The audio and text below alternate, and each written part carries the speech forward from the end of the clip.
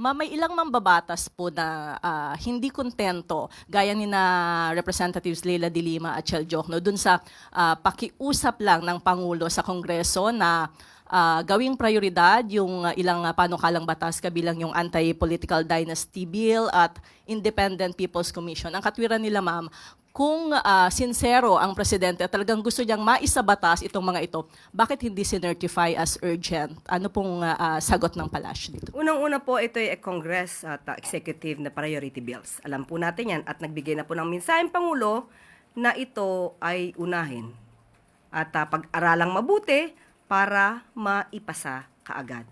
Malinaw ang mensahe ng Pangulo. At malinaw din naman po ang sinasabi ng konstitusyon kung kailan lamang po, kailan kailangan mag-certify as urgent ng bill ang Pangulo. Ito ay kung may tinatawag ng public calamity or emergency. So, naaayon naman po sa konstitusyon ang ginagawa ng Pangulo. Hindi naman ibig pong sabihin na hindi sinertify as urgent ang isang bill, ay hindi na po sincero ang Pangulo. Kaya po, binigyan niya ng mensahe, malinaw, priority bills po ang 4 na legislative measures.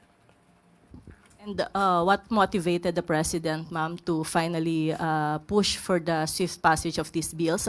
Naging factor po ba somehow yung galit ng publiko sa mga politiko, sa corruption sa gobyerno? Yung 4 na bills na pinag-uusapan natin. Unang-una po, naiiba na po yung political landscape. Nakikita natin na mayroong mga umaabuso na politiko, may nagpapaikot ng batas. Public demands a fairer system. Ang nais ng Pangulo, mas lumakas ang kapangyarihan ng taumbayan at hindi ng iilang mapang-abusong politiko.